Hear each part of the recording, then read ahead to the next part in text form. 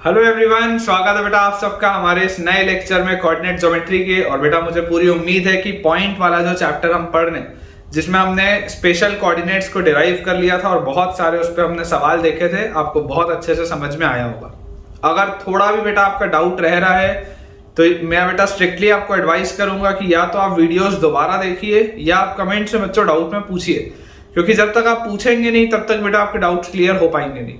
तो बहुत बढ़िया तरीके से पढ़ाई करते रहिए, क्योंकि मैं आपको सारी चीजें बेटा कवर करूंगा। जितने टॉपिक्स हैं, जितने डेप्थ में जरूरी है जेईई मेंस और एडवांस के लिए, सब कुछ अपन करेंगे।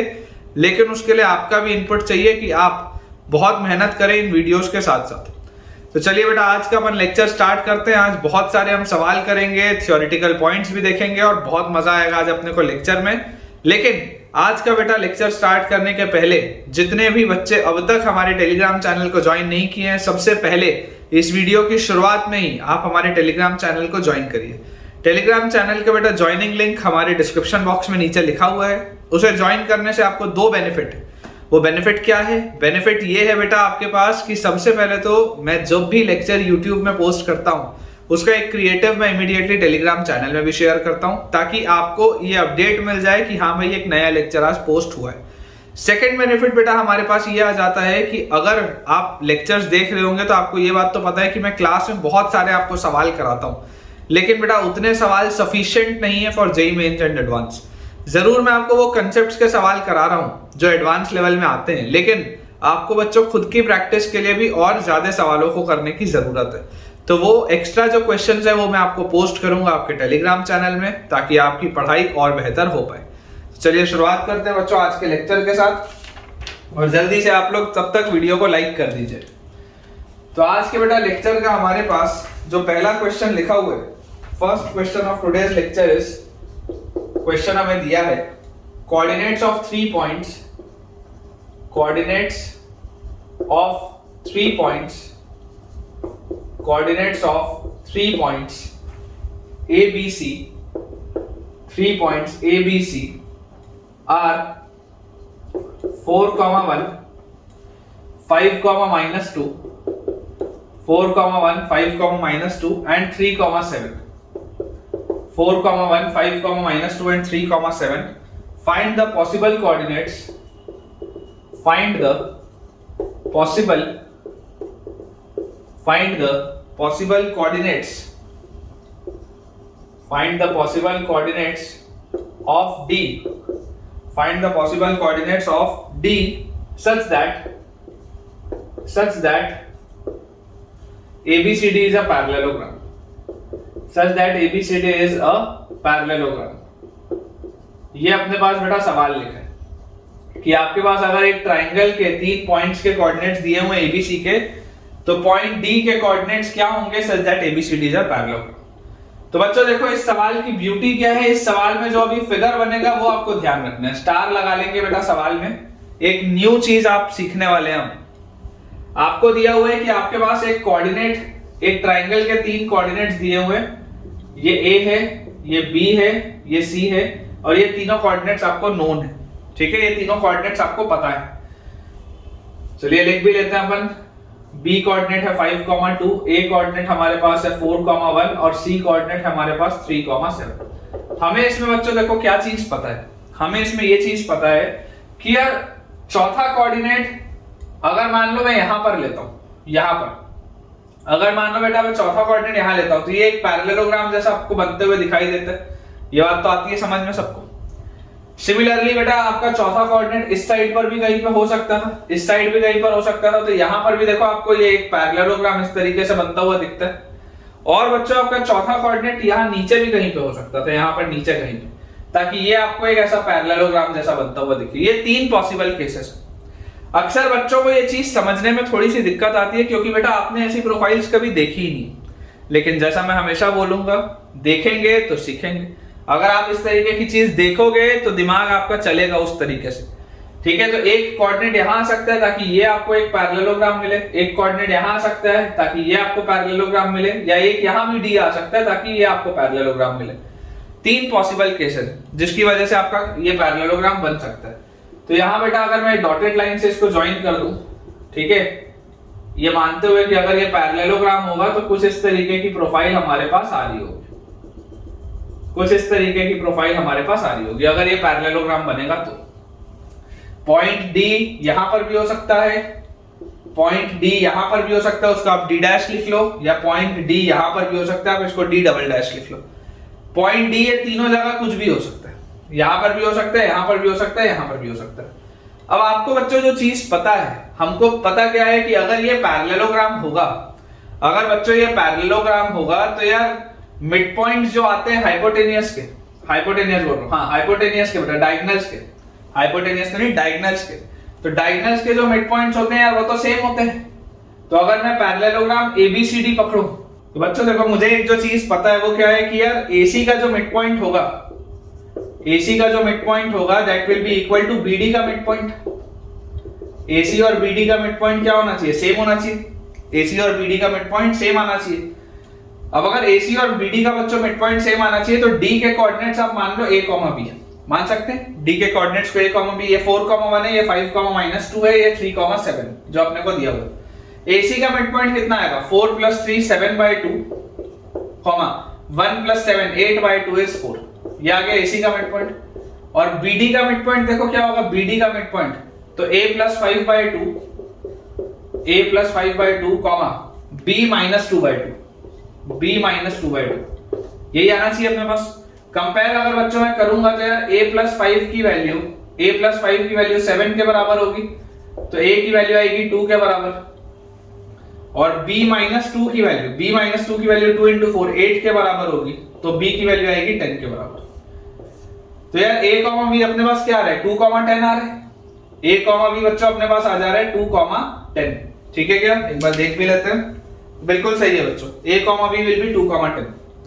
सिमिलरली इसको अगर मान लो आप C, D मान लो, ये वाले कोऑर्डिनेट्स को अगर आप C, D मान लो, तो यहां से भी आपको दिख रहा है कि डायगोनल AB का जो होगा आपके पास बेटा मिड पॉइंट, अगर ये आपके पास इस तरीके से होगा तो AB का जो मिड पॉइंट होगा, mid point of AB that will be equal to mid point of CD dash. CD dash का मिड पॉइंट होगा, ये बात आती है समझ में? AB का mid point will be equal to CD dash का मिड पॉइंट। तो AB का मिड पॉइंट हमारे पास कितना आएगा? 4 + 5 9/2, 1 और -2 मतलब -1/2, ये आ जाएगा। और CD का मिड पॉइंट, CD डैश का, तो यार अगर आप इसको C, D मानो तो 3 + C/2, 3 + C/2, 7 + D/2, 7 + D/2, ये चीज आ जाएगी अपने पास। कंपेयर अगर बेटा हम करेंगे तो 3 + C will be equal to 9, तो C की वैल्यू आएगी आपके पास 6, और 7 + D will be equal to -1, तो D की वैल्यू अपने पास आएगी -8। मतलब कि C, D अपने पास आ जाएगा बच्चों 6, -8। अगेन बिल्कुल सही है, 6, -8। ठीक है, एक अपने पास आ गया सेट 2, 10, दूसरा अपने पास सेट आ गया 6, -8।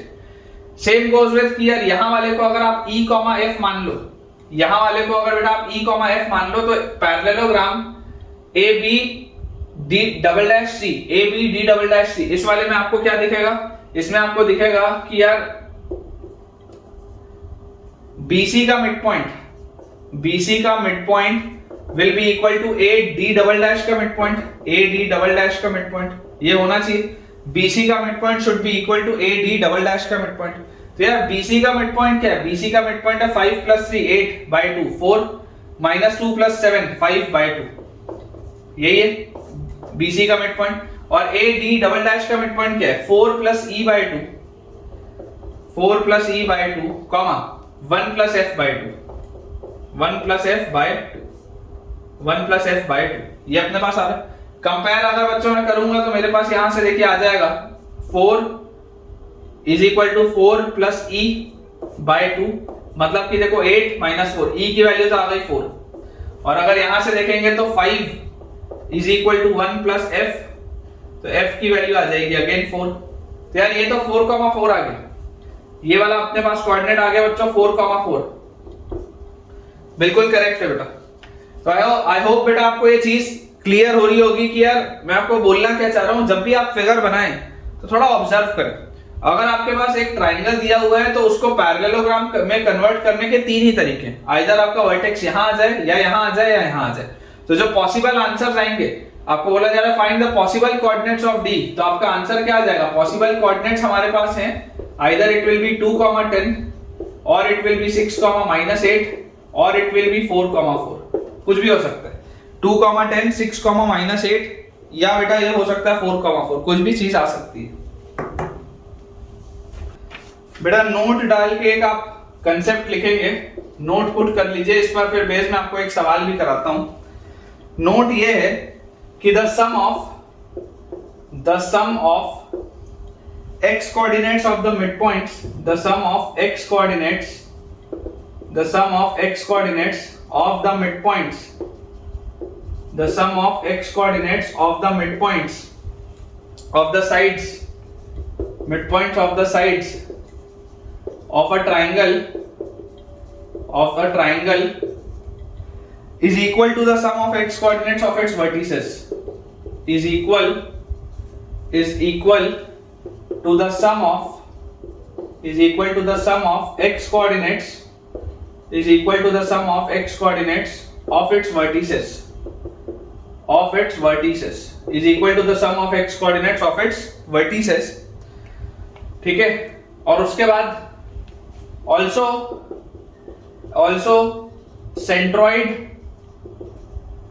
centroid of triangle ABC will be same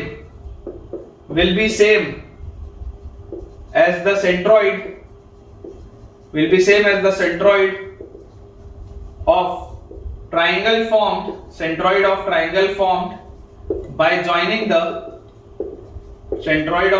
formed by joining the midpoints of sides of triangle ABC।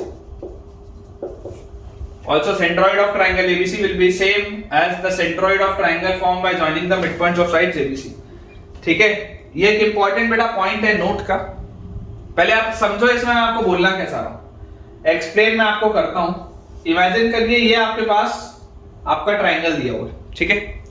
इस ट्राइंगल में late us say this is A which is x1 y1, ठीक है। A अपने पास आ गया which is x1 y1, B which is x2 y2 and C which is x3 y3।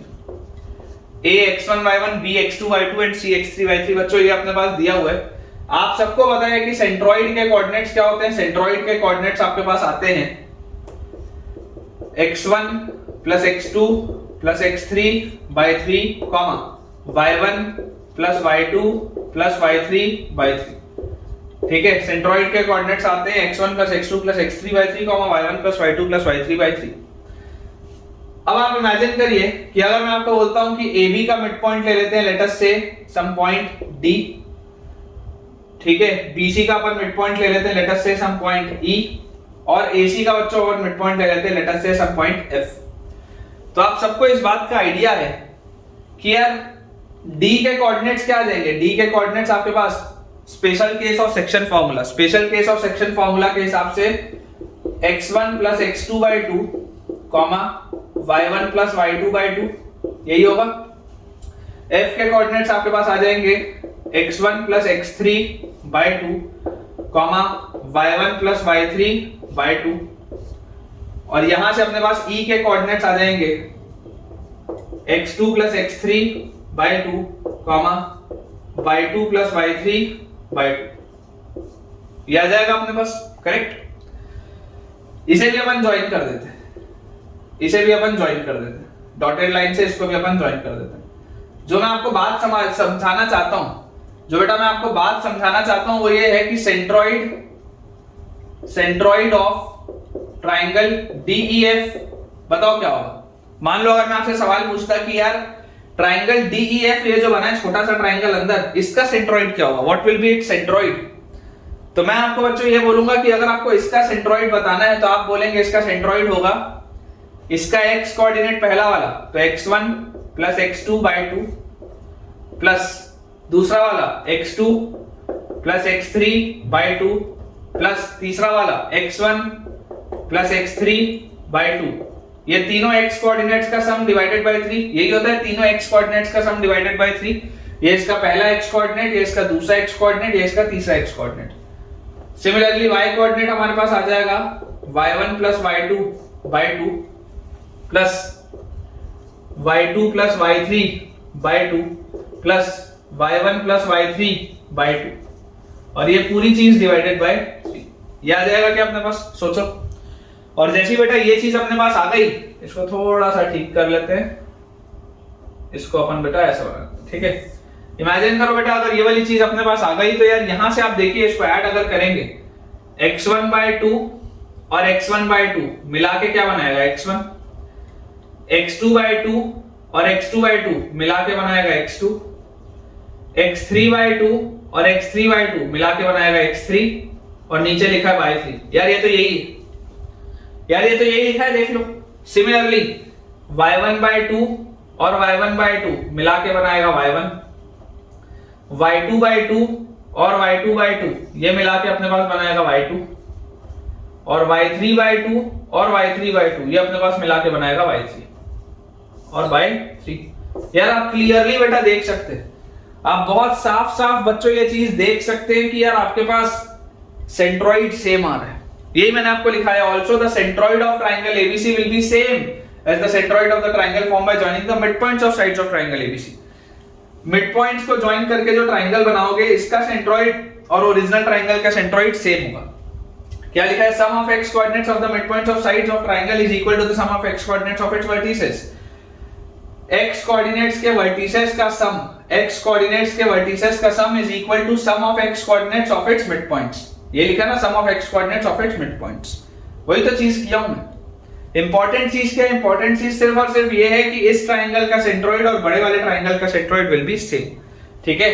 तो आप बोल सकते हैं कि देखिए अगर E इसका बेटा मिड पॉइंट था, आपने E को इसका मिड पॉइंट बोला था, तो ये A से E तक जो लाइन होगी, ठीक है, ये इसका मीडियन होगा। वैसे B से लेकर F तक वाली जो लाइन होगी वो उसका मीडियन होगा, और वैसे बेटा ये इसका मीडियन आएगा ये। तो आप बोल सकते हैं कि यार ये वाला जो पॉइंट आएगा ना, ये this will be the common centroid. ये जो बेटा G मैंने यहां पर लिखा है, this will be the common centroid. ये बात आपको समझ में आनी चाहिए, मतलब कि ये वाली लाइन इसको भी दो हिस्से में बांट रही होगी, इसको भी दो हिस्से में बांट रही होगी, और इसको भी ये दो हिस्सों में बांट रही होगी। ये इसका मतलब है, ठीक है। तो आई होप बेटा आपको ये पॉइंट अच्छे से क्लियर हुआ हो। अब मैं आपको इस पर बेस्ड एक सवाल कराता हूं। देखिए बेटा अपने पास जो क्वेश्चन लिखा है, क्वेश्चन अपने को दिया हुआ है, if the mid points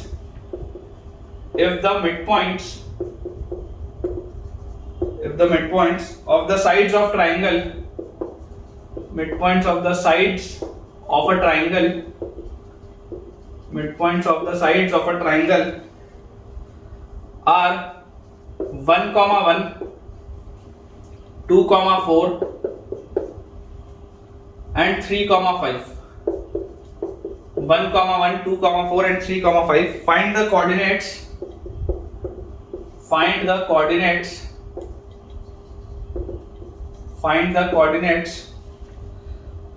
of the centroid.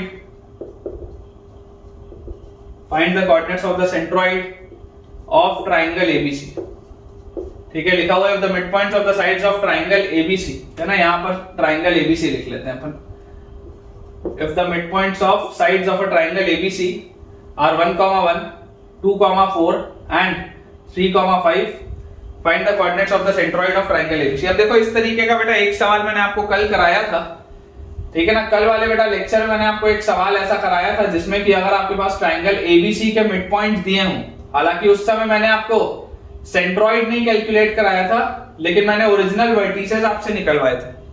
मैं चाहता तो ये तब भी बता सकता था, लेकिन मैं जानबूझ के बेटा नहीं बताया, क्योंकि इसमें मुझे काफी टाइम चाहिए था और कल का लेक्चर ऑलरेडी लंबा हो चुका था।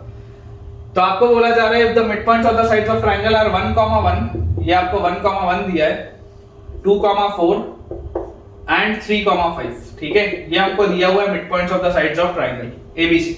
Find the coordinates of centroid of triangle ABC. आपको एबीसी के सेंट्रोइड के कोऑर्डिनेट्स बताने। आपको क्या बताना है? आपको एबीसी के सेंट्रोइड्स के कोऑर्डिनेट्स आपको ये बताना है। आपको ये वाला कोऑर्डिनेट बताना है, एबीसी के सेंट्रोइड्स के कोऑर्डिनेट्स। अब देखिए बच्चों, मैंने आपको कल एक सवाल कराया था जिसमें कि मैंने इसको x1 y1 माना, इसको x2 y2 माना, इसको x3 y3 माना, और 3 इक्वेशन बनाए x1 x2 x3 में, और 3 इक्वेशन बनाए y2 y1 y2 y3 में, और उसको सॉल्व किया और पूरी चीज को सॉल्व करके फिर अपन ने आंसर निकाला। ये मैंने कल किया था, जिसमें मैंने आपको ये वर्टेक्स और ये वर्टेक्स कैलकुलेट कराया था, करेक्ट। अब मैं आपको बोल रहा हूं कि अब आपको बेटा अगर सेंट्रोइड निकालना है ओरिजिनल ट्राइंगल का, तो आपको तीनों वर्टिसेस निकालने की जरूरत है ही नहीं, क्योंकि अभी अभी बेटा मैंने जो नोट पॉइंट देखा है, मेरा नोट पॉइंट ये बोलता है कि ये जो छोटा वाला ट्राइंगल बनेगा, इनके मिड पॉइंट्स को ज्वाइन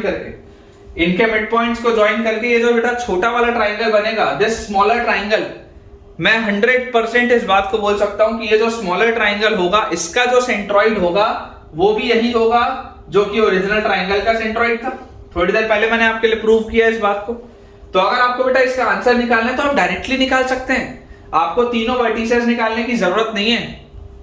यू ऑलरेडी नो कि इसका जो सेंट्रोइड होगा, सेंट्रोइड ऑफ जी, भले वो एबीसी का पूछा जा रहा है, लेकिन आप बोल सकते हैं that centroid of triangle ABC will be same as centroid of triangle DEF। ठीक है, आप इसको DEF मान लो। Let us say this is vertex D, this is vertex E and this is vertex F। DEF का जो centroid होगा और ABC का जो सेंट्रोइड होगा वो सेम होगा। तो यहां से आप बेटा सेंट्रोइड के कोऑर्डिनेट्स क्या बोल सकते हैं, 1 + 2 + 3 1 + 2 + 3 by 3, 1 + 4 + 5 1 + 4 + 5 by 3। तो यहां से आपके पास आ गया 1 और 2 3 और 3 6 by 3 is 2, 1 और 4 5 और 5 10 by 3। ठीक है, 2, 10 by 3 आएगा बच्चों आंसर, चेक कर लीजिए। 2, 10 by 3 अपने पास आंसर आ जाएगा। ठीक है क्या? तो ये इंपॉर्टेंट था बेटा कंसेप्ट। ठीक है, ये इंपॉर्टेंट था अपने को कंसेप्ट समझ पाना, इट वाज वेरी इंपॉर्टेंट। और आप में से अगर बेटा कोई बच्चा इसको सॉल्व करना चाहे एबीसी के कोऑर्डिनेट्स, तो मैं आपके लिए लिख देता हूं। ये वाला कोऑर्डिनेट आपके पास आएगा 2, 2, आप सॉल्व कर सकते हैं। ये वाला आपके पास बच्चों कोऑर्डिनेट आएगा 0, 0, तो आप देख सकते हैं इसके मिडिल पॉइंट्स 2 और 0 का 1 और 2 और 0 का 1 लिखा हुआ है। और ये आपके पास आएगा 4, 8, आप चाहें तो सॉल्व कर सकते हैं। ठीक है, देखो 2 और 4 6 का हाफ 3, 2 और 8 10 का हाफ 5, 0 और 4 का हाफ 2, 0 और 8 का हाफ 4। ठीक है, ये आपके लिए बेटा मैंने कोऑर्डिनेट्स लिख दिए। आप अगर ट्राइंगल एबीसी का भी देखेंगे सेंट्रोइड, तो 2 + 0 + 4 6 by 3 अगेन 2 आएगा, और 2 + 0 + 8 10 by 3 सेम ही आएगा। आप चाहें तो सॉल्व करके निकाल सकते हैं। मैं आपको सिर्फ ये सिखा रहा हूं कि अगर आपको सिर्फ ये कोऑर्डिनेट और ये कोऑर्डिनेट दिया हो तो भी आप डायरेक्टली आंसर निकाल सकते हैं, आपको ओरिजिनल ट्राइंगल के वर्टिसेस देने की जरूरत नहीं है। चलिए अब बच्चों अपन एक इंपॉर्टेंट कंसेप्ट समझते हैं, जिसके लिए मैं श्योर हूं कि तुमने अपने कोचिंग इंस्टीट्यूट में नहीं पढ़ा होगा। दावे के साथ बोल रहा हूं, तुम चाहे जहां भी पढ़ते हो। ठीक है, बहुत चुनिंदा लोग जिनको पता है कि इसकी पॉसिबिलिटी होती है, बच्चे को पता होना चाहिए, वही इसको बेटा बताते हैं, अदरवाइज नहीं बताते। तो अगर आप उन लोगों में से हैं जिनको ये चीज नहीं पता थी, तो अभी जब ये टॉपिक कराऊंगा तो मुझे बताना कि हाँ सर ये हमको नहीं आता था, अच्छा हुआ आपने बता दिया। क्या है टॉपिक? Oblique coordinate axis.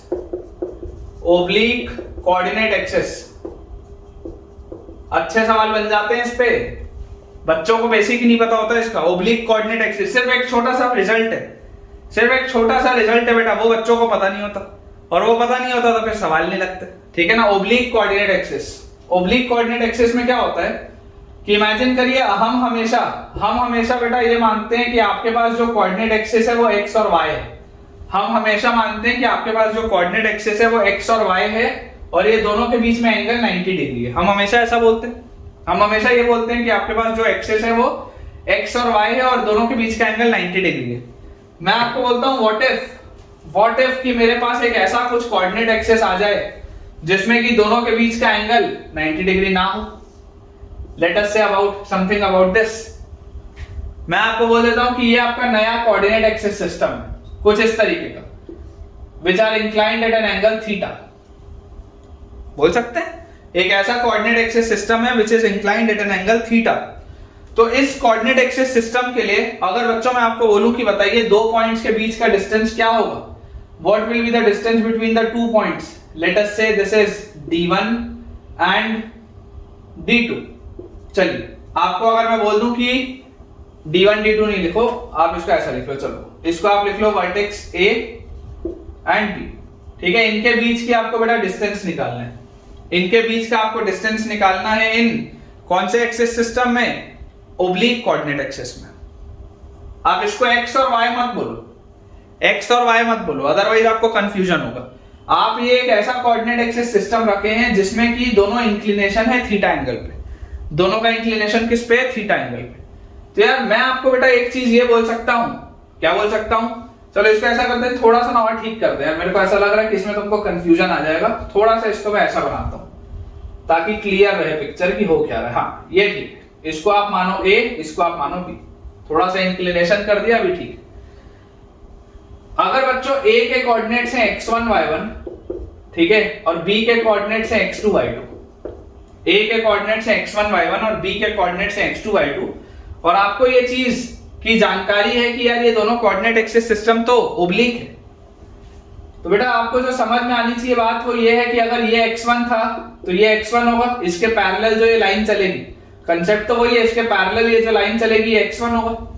बेवकूफों की तरह से वर्टिकल परपेंडिकुलर मत बना देना, परपेंडिकुलर बनाते थे बेसिकली, आप परपेंडिकुलर नहीं बनाते थे, आप y एक्सिस के पैरेलल लाइन चलाते थे। जब आप ये कोऑर्डिनेट को बैक ट्रेस करते थे ना अपने ये वाले एक्सिस सिस्टम में, जब आप इस कोऑर्डिनेट को बैक ट्रेस करते थे तो आप x एक्सिस के परपेंडिकुलर नहीं बनाते थे, बेसिकली आप इसके पैरेलल बनाते थे। उस केस में दोनों बात का मतलब एक ही था, लेकिन यहां पर बेटा दोनों बात का मतलब एक ही नहीं है। आपको ये चीज समझनी पड़ेगी कि जब आप इसको बैक ट्रेस करोगे तो ये पूरा x1, ये हर जगह ये x1 है, ये वाला कोऑर्डिनेट, ठीक है, दिस इज x1, और ये आपके पास बच्चों जो होगा coordinate this will B x2। इस बात में कोई भी डाउट नहीं होना चाहिए अपने को, करेक्ट। अब यहां से बेटा अगर मैं इसको ऐसे ज्वाइन कर दूं इस तरीके से, तो आपको दिखाई देता है कि ये जो पूरा होगा, ये पूरा क्या होगा y2 और ये पूरा y1 होगा, तो ये इतना सा जो हिस्सा होगा this will B y2 minus y1, इसमें भी कोई डाउट नहीं होना चाहिए, ठीक है ना। ये पूरा y2 होगा और ये इतना सा हिस्सा बेटा, इतना सा हिस्सा y1 होगा, देख लो ये हिस्सा y1 होगा, दिस इज योर y1, ठीक है, दिस इज y1। ये जो दोनों के बीच की दूरी है this is x2 minus x1, दोनों के बीच की दूरी क्या है, x2 माइनस x1, ये y1 है, ये y1 है, ये पूरा y2 था तो ये y2 माइनस y1 आ गया अपने पास, करेक्ट। यार यहां से मेरे को एक चीज समझ में आती है कि यार अगर मैं इसको लेट अस से पॉइंट C बोल दूं, तो ट्राइंगल ABC दिखाई दे रहा है कि ट्राइंगल ABC, इस ट्राइंगल ABC के अंदर बेटा आप ध्यान से आप ऑब्जर्व करिए आप क्या कह सकते हैं। जो बेटा मैं कह सकता हूं वो भी आप कह सकते हैं, नहीं आप मुझे बताइएगा। अगर ये एंगल थीटा था तो ये एंगल थीटा होगा, ये बात तो आती है समझ में कि अगर ये वाला एंगल थीटा था तो ये वाला एंगल क्या होगा, थीटा होगा। सिमिलरली मैं ये भी बोल सकता हूं कि ये वाला भी एंगल थीटा होगा, ये सब पैरेलल लाइंस चल रही है, ये सारी लाइंस पैरेलल चल रही है, तो ये थीटा था तो ये थीटा, ये थीटा है तो ये थीटा है। उसी तरीके से बेटा ये वाला जो एंगल होगा, ये वाला एंगल देखो, इसको मैं थोड़ा डार्क कर देता हूं, ये वाला एंगल भी थीटा होगा आपके पास, एंगल BC और ये बाहर वाली चीज, ये BC और बाहर वाली चीज ये भी थीटा होगा। तो ये अंदर वाला एंगल क्या होगा, अंदर वाला एंगल क्या ये 180 माइनस थीटा होगा क्या, सोचो क्या ये 180 माइनस थीटा होगा। थोड़ा सा चलो फिगर मैं तुम्हारे लिए बड़ा कर देता हूं, इस तरीके का बेटा ये फिगर बना हुआ है आपके पास, ऐसा ये ऐसा फिगर बना हुआ है। मैं बोल रहा हूं ये बाहर वाला एंगल थीटा होगा, ये बाहर वाला एंगल, क्योंकि ये थीटा था तो ये बाहर वाला एंगल थीटा होगा, और ये अंदर वाला एंगल होगा आपके पास 180 माइनस थीटा। ये वाले साइड का लेंथ आपके पास आएगा x2 माइनस x1, ये वाले साइड का लेंथ आपके पास आएगा y2 माइनस y1। ये आपका वर्टेक्स A है, this is your vertex B, this is your vertex C, और इन दोनों के बीच का डिस्टेंस है D, ठीक है। मेरा इंटरेस्ट है डिस्टेंस D निकालने में। जो नॉर्मली अपन जब करते थे डिस्टेंस फॉर्मूला, तो डिस्टेंस फॉर्मूला नॉर्मली क्या होता था, root over x1 minus x2 का whole square plus y1 minus y2 का होल स्क्वायर। नॉर्मली तो डिस्टेंस फॉर्मूला यही होता था। But what if my coordinate axis are oblique, अगर कोऑर्डिनेट एक्सिस ओब्लिक हो गया तो रिजल्ट बदल जाएगा। उस वाले कोऑर्डिनेट एक्सिस में बेटा आपके पास आता था root over x1 minus x2 का whole square plus y1 minus y2 का होल स्क्वायर। ये किस में आता था, जब कोऑर्डिनेट एक्सिस परपेंडिकुलर होती थी, x एक्सिस और y एक्सिस होती थी। लेकिन अगर ओब्लिक कोऑर्डिनेट एक्सिस आई तो वो रिजल्ट बदल जाएगा, ठीक है, वो रिजल्ट बदल जाएगा। तो D जो आपको निकालना है ये मैं आपसे पूछ रहा हूं, ठीक है, इंपॉर्टेंट बस यही है। ओब्लिक कोऑर्डिनेट एक्सिस में यही इंपॉर्टेंट है जो आपको पता होना चाहिए, जो आपको पता होना चाहिए, ठीक है। अब इसके पहले कि मैं इसको डिराइव करूं, है ना, एक ईमानदार स्टूडेंट की तरह मुझे वीडियो पॉज करो और कमेंट से बताओ कि ओब्लिक कोऑर्डिनेट एक्सिस कभी सुना भी था, क्या ये चीज तुमको पता भी थी। अगर इस पर सवाल आ जाता तो भाई साहब हिलता नहीं सवाल तुमसे, ठीक है। अगर ये चीज तुम्हारे लिए न्यू है और अगर ये चीज तुमको मुझसे ही पता चली और फायदा भी हुआ तो कमेंट में यार अभी बताओ, ठीक है ना। थोड़ा ईमानदार रहो, कमेंट में अभी बताओ कि हाँ साहब ओब्लिक कोऑर्डिनेट एक्सिस सिस्टम हमको नहीं पता था, हमारे इंस्टीट्यूट में नहीं पढ़ाया गया था, लेकिन हाँ आपसे पढ़ने के बाद हमको पता चला, मुझे अच्छा लगेगा, ठीक है। मुझे बेटा बताइएगा जरूर। चलिए, तो इस ट्रायंगल में हमने सॉल्यूशंस ऑफ ट्रायंगल पढ़ाई है। सॉल्यूशंस ऑफ ट्रायंगल में हमने कोसाइन रूल पढ़ा है, कोसाइन लॉ पढ़ा है। कोसाइन लॉ क्या होता है? कोसाइन लॉ होता है कॉस ऑफ एन एंगल, मतलब cos of 180 minus theta, cos of an angle is equal to क्या लिखेंगे? x2 माइनस x1 का whole square plus y2 minus y1 का whole square minus d square upon, यही होता था ना, cos a बराबर b square plus c square minus a square by 2bc, तो 2 into x2 minus x1 into y2 minus y1, यही आता था, देख लो आप, यही होता था अपना रिजल्ट। तो यार यहां से आप लिख सकते हो cos ऑफ 180 माइनस थीटा क्या होता है? सेकंड क्वाड्रेंट में माइनस cos थीटा, और माइनस cos थीटा में बेटा ये पूरी चीज आएगी तो आपके पास आ जाएगा minus 2 cos theta into x2 minus x1 into y2 minus y1 is equal to, ये जो पूरी चीज लिखी है this is x2 minus x1 का square plus y2 minus y1 का स्क्वायर माइनस d स्क्वायर, ठीक है क्या? तो यार यहां से आपके पास d की वैल्यू क्या आ गई? d की वैल्यू आ गई रूट ओवर, d की वैल्यू आ गई root over x2 minus x1 का whole square plus y2 minus y1 का whole square plus 2x2 minus x1 into y2 minus y1 into cos theta, ये आएगा आपके पास रिजल्ट। ये माइनस डी स्क्वायर आप इधर ले आओ और ये पूरी वाली चीज उधर ले जाओ, तो ये माइनस 2 टाइम जो था वो उधर जाके प्लस 2 टाइम हो जाएगा और ये आपका ओरिजिनल रिजल्ट आएगा, ठीक है। This is your general result, this is your general result, general result, ठीक है। इंपॉर्टेंट है, बहुत इंपॉर्टेंट है, स्टार लगाएंगे, गलतियां होती हैं। It is your general result, और इस जनरल रिजल्ट के बेसिस पर जरा सोचिए कि अगर आपके पास ये कार्टेशियन कोऑर्डिनेट सिस्टम होता जिसमें कि कोऑर्डिनेट एक्सिस परपेंडिकुलर होती है तो थीटा 90 डिग्री होता, कार्टेशियन प्लेन में थीटा 90 डिग्री होता, तो अगर थीटा 90 रखते तो cos 90 होता है 0, सब गायब, ये सब गायब हो जाता और ओरिजिनल आंसर के बराबर आ जाता। देखो root over x2 minus x1 का whole square plus y2 minus y1 का होल स्क्वायर, बहुत आसान है, ठीक है। अगर मजा आया हो तो यार कमेंट में बताना जरूर मुझे कि हाँ सर अच्छा लगा है। चलिए अगला देखते हैं। देखिए बेटा इस पर बेस में आपको आसान सा सवाल कराता हूं। इमेजिन करिए अगर आपके पास कुछ इस तरीके का क्वेश्चन आ जाए कि find the distance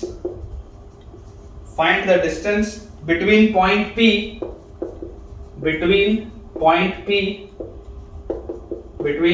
P minus 3 comma minus 2, between point P minus 3 comma minus 2 and Q which is minus 6 comma 7. Find the distance between point P minus 3 comma minus 2 and Q minus 6 comma 7 if the axes are inclined at 60 degree. बोलने का मतलब है कि अगर दोनों के बीच का एंगल ऐसा लिख लो, इसको ऐसा करो, if the angle between the axes is 60 degree, ये मान लो अगर आपके पास सवाल हो तो। अब नॉर्मली अगर आप इसको बनाओगे तो गलतियां हो जाएंगी, क्यों? क्योंकि आपको तो ये पता ही नहीं, तो अप्रोच क्या होगा? आपको पता होना चाहिए कि ओब्लिक कोऑर्डिनेट एक्सिस में, ठीक है ना, ओब्लिक कोऑर्डिनेट एक्सिस में आप अगर चाहें तो अपने दोस्तों से भी पूछ सकते हैं, कि उनको ओब्लिक कोऑर्डिनेट एक्सिस आता है या नहीं, और दावे के साथ बोल रहा हूं नहीं आता होगा क्योंकि पढ़ाया ही नहीं जाता है। लोग पता नहीं क्यों इसको ऐसा सोचते हैं कि यार ये तो बच्चा खुद कर लेगा। नहीं कर सकता बेटा बच्चा खुद, इसको डिराइव करना खुद से पॉसिबल नहीं है। एग्जाम में ये सिंपल सा एक ऑप्शन में भी आ जाएगा ना तो तुम्हारा गलत हो जाएगा सवाल, क्योंकि इसका तुमको अता पता ही नहीं होगा, ठीक है। ओब्लिक कोऑर्डिनेट एक्सिस में डिस्टेंस क्या होता है? Root over x1 minus x2 का whole square plus y1 minus y2 का whole square plus twice of x1 minus x2 into y1 minus y2 into cos theta, यही होता है। अभी तुम x2 minus x1 y2 minus y1 और यहाँ पे भी x2 minus x1 y2 minus y1 लिखोगे तो फर्क नहीं पड़ता, सेम ही आएगा, ठीक है, सेम ही आएगा। तो यार यहां से आपको देखो दिखाई दे रहा है d is equal to root over x1 कितना है -3, माइनस x2 इज -6 तो ये आ गया +6 इसका स्क्वायर, प्लस y1 है -2 माइनस y2 है 7 का square plus 2 into x1 -3 minus x2 मतलब ये आ गया 6, y1 आ गया आपके पास कितना -2 minus y2 is 7 into cos, और थीटा कितना है 60 डिग्री, ये लिखा आपने बस। यार यहां से आपके पास देखो d की वैल्यू क्या आ जाएगी, d will be root over 6 minus 3 का स्क्वायर 9 प्लस -7 -2 -9 का स्क्वायर 81, और उसके बाद 6 माइनस 3 इज 3 इंटू 2 6, और यहां पर आपके पास क्या लिखा हुआ है -7 -2 -9, तो -6 इंटू 9 इंटू cos 60 इज 1/2, यही आएगा अपने पास -6 इंटू 9 इंटू ये चीज। तो यार ये 2 से ये 6 कटेगा, यहाँ 3 आएगा, ठीक है। 81 और 9 कितना होता है 90, और 90 के बाद बेटा उसमें से आप सब्ट्रैक्ट कर दीजिए 27, तो 90 में से जब आप 27 हटाएंगे तो आपके पास जाएगा 63, तो d will be equal to under root of 63, ठीक है। और 9 7 से 63 होता है, तो आप इसको लिख सकते हैं 3√7, ऐसा भी आप इसको लिख सकते हैं, ठीक है। आंसर विल बी 3√7, बिल्कुल सही, ठीक है क्या, बिल्कुल सही है बेटा। तो इस तरीके से ओब्लिक कोऑर्डिनेट एक्सिस आपको पता होना चाहिए, बेसिक है लेकिन पता होना चाहिए। चलिए थोड़े से बेटा अपन थ्योरेटिकल सवाल करते हैं, प्रूफ वाले, ताकि आपके कंसेप्ट्स और क्लियर हो। सवाल है proof that the figure formed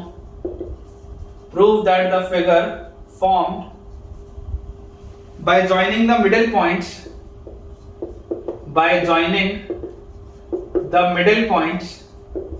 prove that the figure formed by joining the middle points of a quadrilateral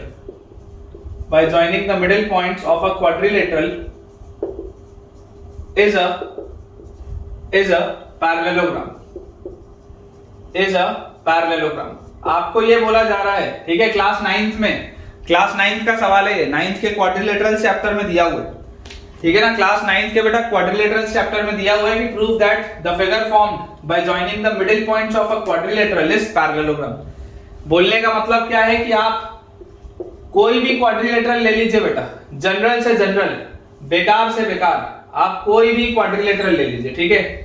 देख लीजिए इस तरीके का मैंने एक क्वाड्रिलेटरल लिया, एकदम जनरल है, ट्रेपेजियम बिल्कुल भी नहीं है क्योंकि ये दोनों लाइंस पैरेलल नहीं है। इस जनरल क्वाड्रिलेटरल के अंदर भी अगर आप मिडिल पॉइंट्स को ज्वाइन करें, मिडिल पॉइंट्स, थ्योरम क्या बोल रहा है, थ्योरम बोल रहा है prove that the figure formed by joining the middle points of a quadrilateral is a parallelogram.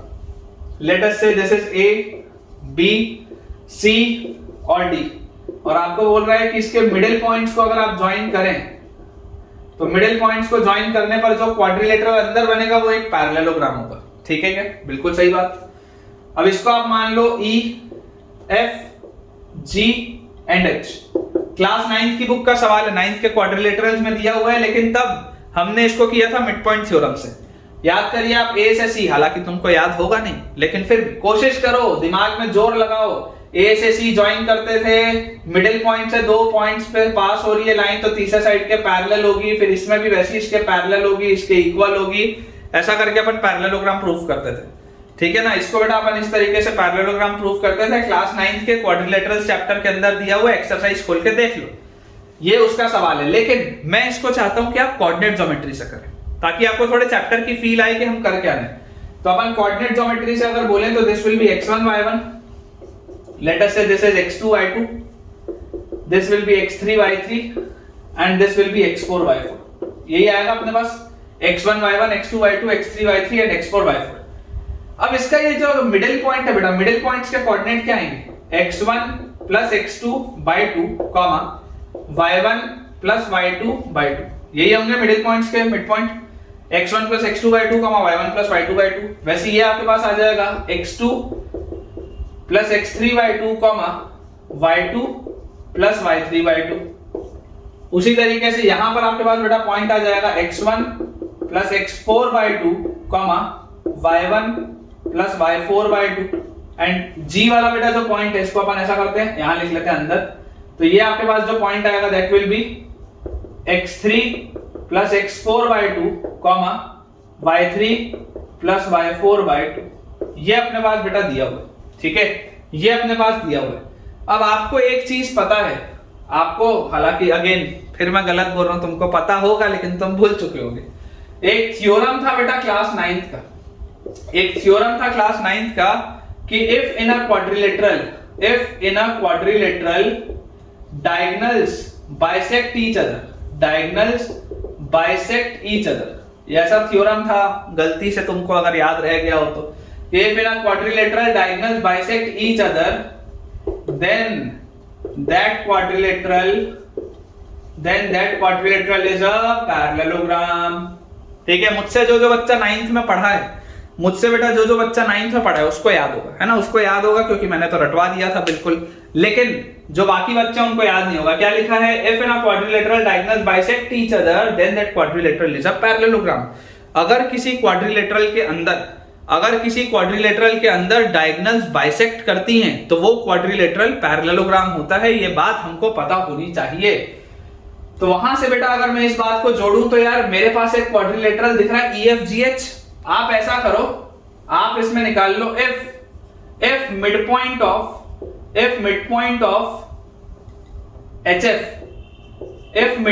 of HF is equal to midpoint of GE, if midpoint of HF is equal to midpoint of GE, अगर ये चीज हो गई then EFGH must be a parallelogram। ये मैं बोल सकता हूं क्या?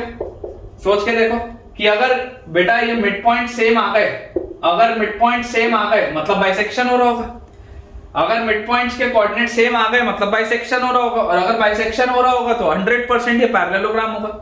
तो आप ऐसा करो, HF का मिड पॉइंट देखो, HF का मिड पॉइंट क्या होगा, HF का मिड पॉइंट आपके पास आएगा x1 plus x4 by 2 plus x2 plus x3 by 2 इसका x कोऑर्डिनेट प्लस इसका x कोऑर्डिनेट बाय 2, इसका x coordinate plus x coordinate by 2 comma इसका y coordinate is y1 plus y4 by 2 plus इसका y coordinate is y2 plus y3 by 2 by 2।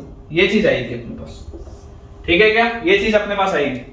तो यार ये solve होके HF का क्या आ गया, HF की बात कर रहा हूं, HF की। तो HF को अगर मैंने सॉल्व किया तो मेरे पास ये आ जाता है, देख लीजिए सॉल्व करेंगे तो x1 plus x2 plus x3 plus x4 by 2 into 2 4 comma y1 plus y2 plus y3 plus y4 by 4।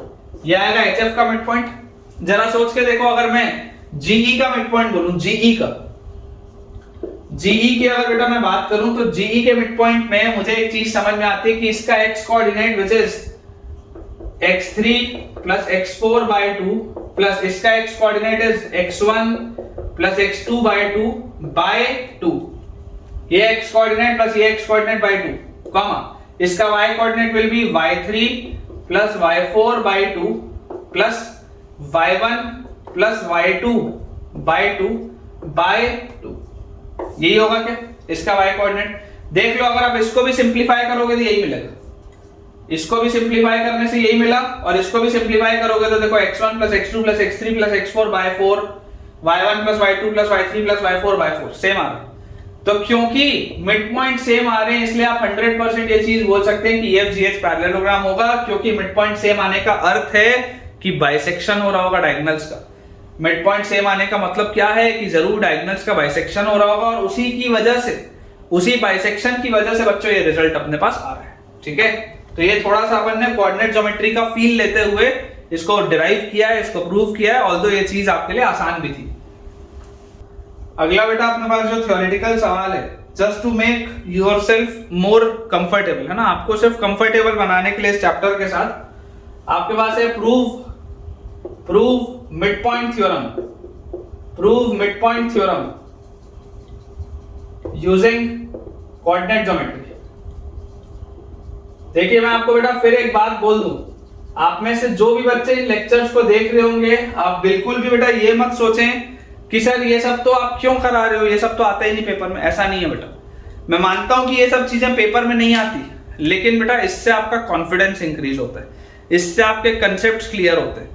आप जब बार बार कोऑर्डिनेट अपने बेटा ज्योमेट्री के कंसेप्ट्स को इसमें अप्लाई करोगे, कोऑर्डिनेट्स मानोगे, सेक्शन फॉर्मूला लगाओगे, डिस्टेंस फॉर्मूला लगाओगे, आपको चीजें याद होंगी, आपको चीजें ज्यादा बेहतर तरीके से समझ में आएंगी। जरूर थ्योरेटिकल सवाल है, मैं नहीं बोल रहा कि ये पेपर में आएगा, लेकिन 100% इससे तुम्हारा कॉन्फिडेंस और कंसेप्ट दोनों स्ट्रांग होगा। तो यहां से अपने पास देखिए, आपके पास लिखा हुआ है कि आपको मिड पॉइंट थ्योरम बेटा प्रूव करना है। मिड पॉइंट थ्योरम क्या होता था? मिड पॉइंट थ्योरम का पहले मैं आपको स्टेटमेंट लिखा देता हूं। मिड पॉइंट थ्योरम होता था line segment joining the middle points, line segment joining the middle points, line segment joining the middle points of any two sides, middle points of any two sides, line segment joining the middle point of any two sides of a triangle, any two sides of a triangle is parallel to the third side, is parallel to the third side, is parallel to the third side and is half of it, and is half of it। ठीक है, statement अपने पास लिखा हुआ है line segment joining the middle points of any two sides of a triangle is parallel to the third side and is half of it. देखिए बोलने का मतलब क्या, मैं आपको समझा देता हूं। अब कोऑर्डिनेट्स देखो, इसमें थोड़ा सा फॉर कन्वीनियंस देखो, इसमें बहुत मैं स्टार लगा के लगा रहा हूं आपके लिए। मैं जो कोऑर्डिनेट्स मानूंगा ना, उसी में पूरा खेल। तुम अगर x1 y1 x2 y2 और x3 y3 मानोगे ना, तो तुम्हारे लिए हो सकता है कैलकुलेशन थोड़ा सा डिफिकल्ट हो। x1 y1 x2 y2 x3 y3 में हो सकता है कैलकुलेशन थोड़ा सा डिफिकल्ट हो, लेकिन मैं बेटा अब जैसे कोऑर्डिनेट्स मानने वाला हूं, सुनिएगा। इमेजिन करिए ये वाली लाइन को मैं अलोंग द x एक्सिस मान लूं, अलोंग द x एक्सिस, और इसको बेटा अगर मैं ओरिजिन का कोऑर्डिनेट मान लूं, मान तो सकते ही, कोऑर्डिनेट एक्सिस से प्रूव करने बोला जा रहा है ना, स्पेशल मान लेते हैं थोड़ा सा, क्या दिक्कत है। कोऑर्डिनेट एक्सिस से अगर बेटा मैं इसको आपको प्रूव करने बोलूं, मान लेते हैं ये 0,0 है, let us say this is 2a,0, a कोई भी एक कांस्टेंट होगा, 2a,0, 2a क्यों माना वो अभी आएगा आपको समझ में। Late us say this is 2a,0 x axis के अलोंग है, और इसको आप कोई भी जनरल मान लो 2b,2c, मान सकते हैं। ये मैं 2 क्यों मान रहा हूं अभी आपको समझ में आएगा, लेकिन आप देखिए मैंने बिल्कुल जनरल माने, कोऑर्डिनेट ज्योमेट्री का इस्तेमाल कर रहा हूं, और इस ट्रायंगल के वर्टिसेस मैंने बिल्कुल जनरल माने। मैंने इसको आपके लिए बेटा ओरिजिन पे डाला है, सिर्फ यही खास बात है, इसको मैंने x एक्सिस पे रखा है, लेकिन कोऑर्डिनेट्स जनरल है। ये 2a है, ये 2b है, ये 2c है, जनरल है कोऑर्डिनेट्स। क्योंकि अगर आप x1 y1 x2 y2 और x3 y3 मानोगे तो सॉल्व तो ऑब्वियसली हो जाएगा, लेकिन थोड़ा सा कैलकुलेशन बढ़ जाएगा अपना। ठीक है, तो इसके उससे कैलकुलेशन से बचने के लिए मैं आपके लिए ये चीज कर रहा हूं। मैं आपको बोलता हूं कि अगर बेटा मुझे मिड पॉइंट थ्योरम से इसको प्रूव करना है, तो मिड पॉइंट थ्योरम क्या है? मिड पॉइंट थ्योरम होता है कि इसका मिडिल पॉइंट क्या होगा, बोलो। 2b,2c मानो तो 2b+0/2 that will B b, 2c+0/2 that will B c। मैंने इसलिए 2 माना था। 2b क्यों माना था? ताकि यहां पर b आए। अगर मैं यहां पर b मानता तो यहां पर b/2 आता, लिख सकते हो, लेकिन लिखना अच्छा नहीं लगता। 2c माना था ताकि यहां पर c आए, अगर तुम यहां c लिखते तो यहां पर c/2 आता, लिख सकते हो, लेकिन हाफ हाफ वाली चीजें लिखनी अच्छी नहीं लगती, इसलिए मैंने ऐसा माना था। ठीक है, और इसका बेटा जो मिडिल पॉइंट आएगा, इसका मिडिल पॉइंट आपके पास आ जाएगा 2b+2a/2 मतलब a+b, 2c+0/2 मतलब c, यह आ जाएगा इसके मिडिल पॉइंट। करेक्ट। क्या बोला जा रहा है? Prove mid point theorem using coordinate geometry. Mid point theorem का स्टेटमेंट मैंने आपके लिए लिखा हुआ है। स्टेटमेंट होता है line segment joining the middle points of any two sides of a triangle. एक ट्रायंगल के कोई भी दो साइड्स के जब मैं मिडिल पॉइंट्स को ज्वाइन कर दूं, एक ट्रायंगल के जब बेटा मैं कोई भी दो साइड्स के मिडिल पॉइंट्स को ज्वाइन कर दूं, a triangle of any two sides of a triangle is parallel to the third side and it is half of it. आपको ये प्रूव करना है कि ये लाइन इसके पैरेलल है। ठीक है, let us say this is your vertex A, this is your vertex B and this is your vertex C, and let us say this is your vertex D and vertex E। ठीक है, ये चीज अपने पास लिखी। तो आपको यहां पर जो प्रूव करना है, आपको देखो इसमें प्रूव क्या करना है, that DE is parallel to AB and DE is equal to half of AB। जरूर मैं मानता हूं कि ये सारी चीजें ऑब्वियसली आईआईटी के लिए तो काम की नहीं है, लेकिन कंसेप्ट क्लियर होता है कि देखो कोऑर्डिनेट ज्योमेट्री अप्लाई कैसे करते हैं, क्योंकि जब मैं भारी भारी सवाल लेना चालू करूंगा आगे तो ये सब यूज आएगा। ये सब बेटा आपको तब समझ में आना चाहिए, ठीक है ना। तब अगर आपको बेटा समझ में नहीं आएगा तो गड़बड़ हो जाएगी। तो ये थोड़े से अच्छे कंसेप्ट हैं, आपको समझ में आने चाहिए अच्छे से। ये अपने पास देखिए ऐसा लिखा हुआ है। अब यहां पर बेटा आप देख सकते हैं कि डीई की दूरी AB से कितनी है। तो वर्टेक्स D की अगर आप दूरी देखेंगे AB से, तो यार आप जरा सोच के मुझे बताओ कि अगर आपने ये ओरिजिन पे माना था, ये अगर आपकी बच्चों x एक्सिस थी, तो इसका कोऑर्डिनेट है B, C। अगर इसका कोऑर्डिनेट B, C है तो ये पूरी हाइट कितनी होगी? C होगी क्या? ये पूरे की हाइट क्या होगी? C होगी, स्मॉल c। और इसको अगर आप देखोगे तो इसकी भी हाइट क्या आएगी? देख लो आप, A प्लस B इसकी ये दूरी है, इसकी भी हाइट क्या आएगी? स्मॉल c आएगी। ये बात आती है समझ में? देख लो DE का जो बेटा ये डिस्टेंस है, D का डिस्टेंस AB से और E का डिस्टेंस AB से दोनों सेम है। क्लियरली आपको दिखाई दे रहा है, clearly distance of D and distance of E from AB is same. Clearly आपको दिखाई दे रहा है। मतलब कभी याद करो, कभी सोच लो, अगर कोऑर्डिनेट ज्योमेट्री में आपको ये चीज देखनी हुई कि लाइंस पैरेलल है या नहीं, बहुत काम की चीज बोल रहा हूं, हल्के में मत लेना। अगर कभी बेटा कोऑर्डिनेट ज्योमेट्री में आपको ये देखना हुआ कि दो लाइंस पैरेलल हैं या नहीं, तो आप इन दोनों के बीच का डिस्टेंस चेक करेंगे। आप देख सकते हैं clearly distance of D and distance of E from AB is same, therefore DE is parallel to AB। क्योंकि दोनों का बेटा डिस्टेंस सेम है, दोनों का डिस्टेंस सेम है, तो ये दोनों लाइंस क्या हो जाएंगी? पैरेलल हो जाएंगी। ये बात तो आती है समझ में। अब इसके बाद अगर बेटा इसका x कोऑर्डिनेट B था, अगर इसका x कोऑर्डिनेट B था तो ये आपके पास आएगा B, 0। इसका x coordinate A plus B था तो इसका आपके पास आएगा A प्लस B, 0। आप देख लो दोनों के बीच की दूरी कितनी आ गई? दोनों के बीच की दूरी ये B तक है और ये A प्लस B तक है, दोनों के बीच का डिस्टेंस B है। Clearly DE is equal to small b। ये DE जो बेटा डिस्टेंस है, दिस इज स्मॉल b। आप देख लो, दिस इज स्मॉल b। और ये बेटा अगर आपने स्मॉल b लिखा, सॉरी स्मॉल b नहीं, small a, this is small a। b से a प्लस b तक है तो दिस इज स्मॉल a। और अगर बेटा ये आपने स्मॉल a लिखा तो आप देख लो AB का डिस्टेंस क्या था? AB का डिस्टेंस आपके पास था 2a। AB का डिस्टेंस कितना था? AB का डिस्टेंस 0 से लेकर 2a तक 2a का डिस्टेंस था। तो देयरफॉर आप क्या बोल सकते हैं कि DE is equal to half of AB। DE क्या है? AB का हाफ है। देख लो DE क्या है? AB का हाफ है। यही तो अपने को प्रूव करना था। तो कोऑर्डिनेट ज्योमेट्री का बेटा इस्तेमाल करते हुए अपन ने बहुत आसानी से इस डिस्टेंस फार्मूला का भी यूज किया और मिड पॉइंट थ्योरम को प्रूव कर दिया। ये सबसे बेटा आपके कंसेप्ट देखना बहुत स्ट्रांग हो जाएंगे। अभी हो सकता है आपको इसका यूज ना पता चले, लेकिन जैसे जैसे हम आगे बढ़ेंगे, पॉइंट के बाद स्ट्रेट लाइन के बाद सर्कल, इतने सारे बेटा कंसेप्ट आएंगे कोऑर्डिनेट ज्योमेट्री में कि आपको ये सब पता होना चाहिए, बेसिक्स क्लियर होने चाहिए, तभी आपको समझ में आएंगी चीजें। अगला बेटा अपने पास लिखा हुआ है इस तरीके का आखिरी सवाल, प्रूव वाला। Prove that median to the hypotenuse prove that median to the hypotenuse is half as long as the hypotenuse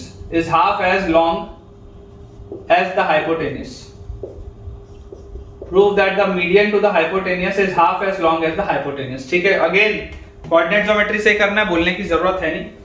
That median to the hypotenuse is half as long as the hypotenuse। बोलने का मतलब क्या है कि imagine करिए आप बेटा इस तरीके का एक ट्राइंगल बना लेते हैं, ठीक है। बोला जा रहा है मीडियन टू द हाइपोटेनियस। अब हाइपोटेनियस की बात हो रही है तो ऑब्वियसली राइट एंगल ट्राइंगल है। हाइपोटेनियस की अगर बात हो रही है तो obviously this is a right angle triangle. इस बात में तो बेटा कोई भी डाउट अपने को है ही नहीं। तो आपको बोला जा रहा है prove that median to the hypotenuse. आप ऐसा करो, अगेन इसको आप ओरिजिन मान लो तो 0,0, इस कोऑर्डिनेट को आप x एक्सिस के अलोंग मान लोगे तो दिस विल बी 2a,0, ताकि अपना कैलकुलेशन थोड़ा सा बचे। यूज कोऑर्डिनेट ज्योमेट्री कर रहा हूं लेकिन थोड़ा सा कैलकुलेशन बचा रहा हूं, इसलिए स्मार्ट बेटा वर्क कर रहा हूं मैं। और ये वाला जो कोऑर्डिनेट आ जाएगा this will B 0,2b, this will B 0,2b। एकदम जनरल मैंने माने कोऑर्डिनेट्स, ये 2a माना है, ये 2b माना है, कोई दिक्कत नहीं। x एक्सिस के अलोंग और y एक्सिस के along. Median to the hypotenuse, prove that the median to the hypotenuse is half as long as the hypotenuse. आपको बोला जा रहा है कि अगर आप इस हाइपोटेनियस पर एक मीडियन बनाएं तो हाइपोटेनियस पर आप मीडियन कहां से बनाएंगे? सामने से।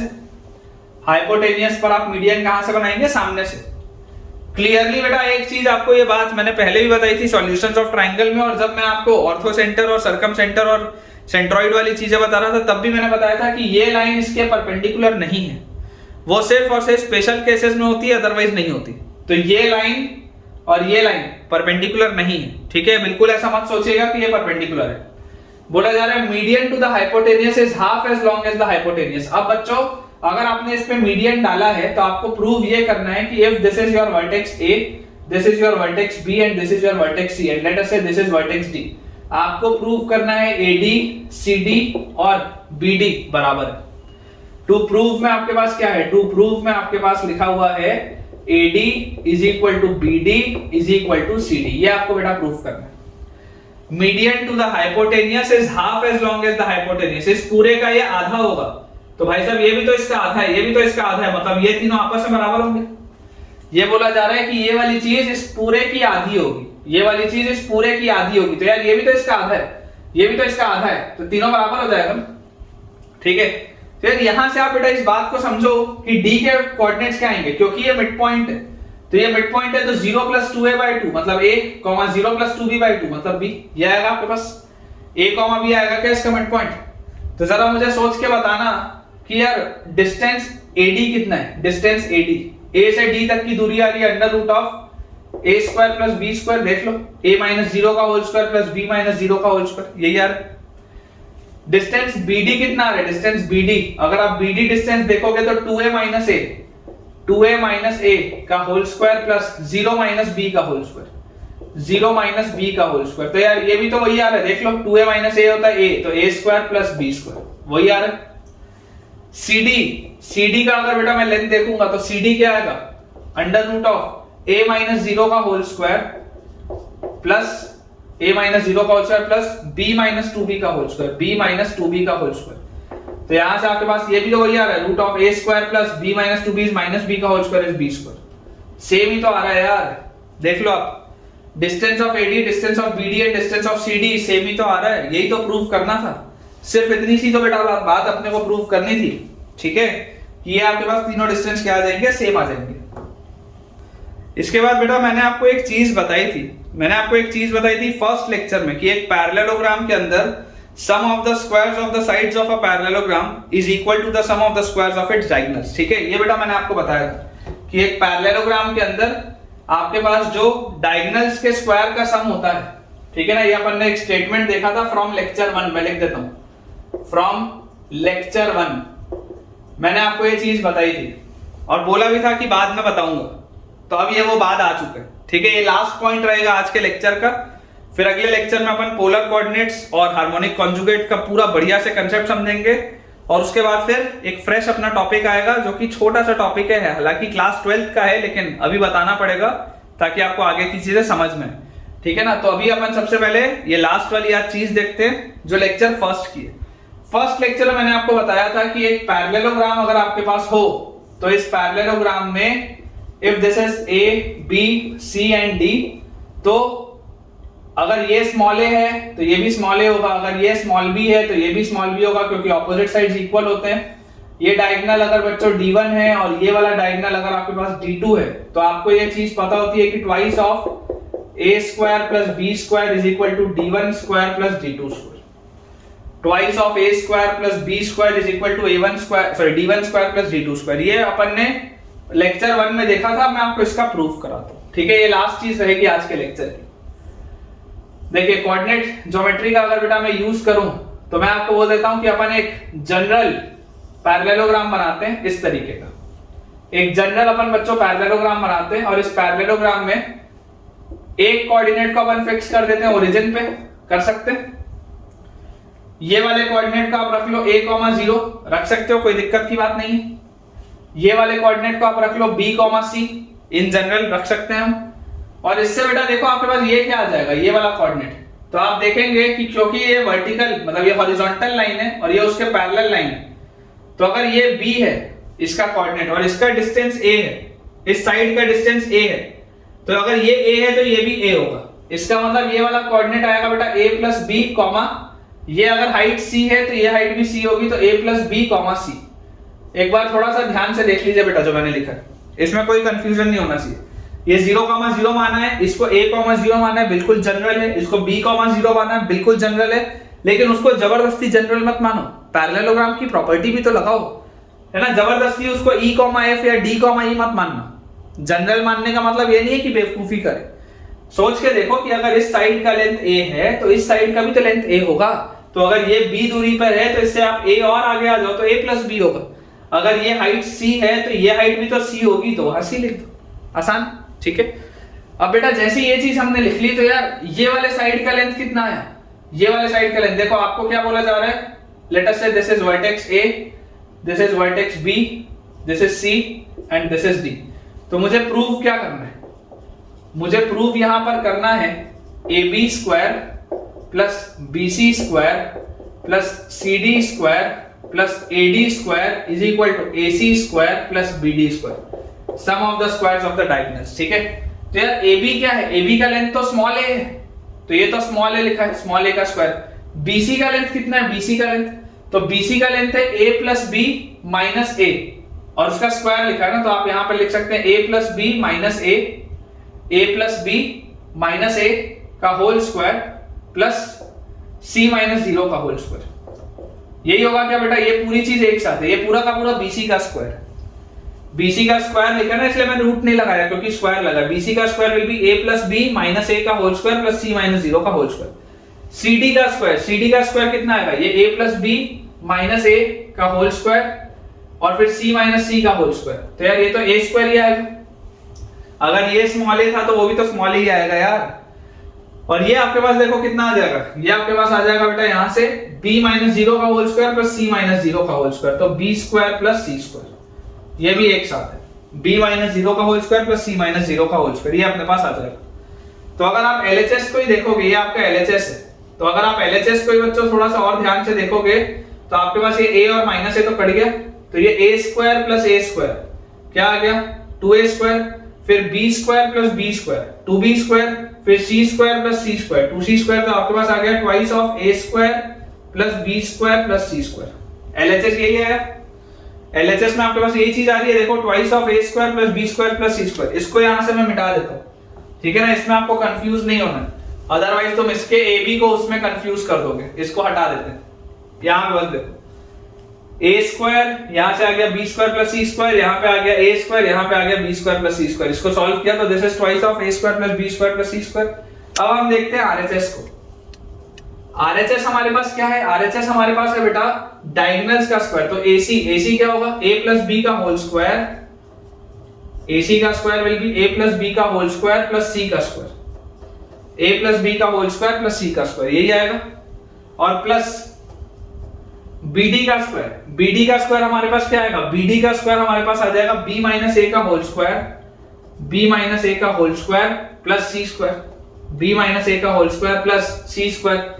जरा इसको ओपन अप करिए, आपके पास आएगा a square plus b square plus 2ab plus c square plus b square plus a square minus 2ab plus c square. Clearly plus 2ab minus 2ab cut गया, a square b square b square c square c square. Again ये भी तो वही आ रहा है, twice of a square plus b square plus c square. Same चीज आ रही है, देख लीजिए सेम चीज आ रही है बेटा, ठीक है। तो यहां से अपना ये चीज प्रूव हो गई है जो मैंने आपको बताया था कि अगर हमारे पास एक पैरेललोग्राम हो मतलब ये साइड इसके पैरेलल है और ये वाला साइड ये वाले साइड के पैरेलल है। तो अगर हमारे पास एक पैरेललोग्राम हो तो पैरेललोग्राम के अंदर ऑपोजिट साइड्स या सारे साइड्स के स्क्वायर का sum is equal two diagonals के स्क्वायर के सम के बराबर होता है। ये चीज मैंने आपको फर्स्ट लेक्चर में बोली थी कि मैं डिराइव करूंगा और आज मैंने ये डिराइव कर दिया। तो ठीक है बच्चों, विद दिस हम अपने आज के लेक्चर के एंड पे पहुंच चुके हैं और मुझे पूरी उम्मीद है कि आज आपने बहुत कुछ मुझसे नया सीखा। तो जो भी आपको अच्छा लगा आज के लेक्चर में, जिससे आपको फायदा पहुंचा हो, जो आपने नया सीखा हो, खासकर ओब्लिक एक्सिस वाली चीज, तो मुझे जरूर आप कमेंट्स में बताइएगा कि आपको आज का लेक्चर कैसा लगा, किस तरीके से आपको फायदा हुआ। और अगर वीडियो पसंद आया हो तो वीडियो को लाइक करना, चैनल को सब्सक्राइब करना और अपने दोस्तों के साथ इस वीडियो को शेयर करना बिल्कुल भी ना भूलें। Thank you.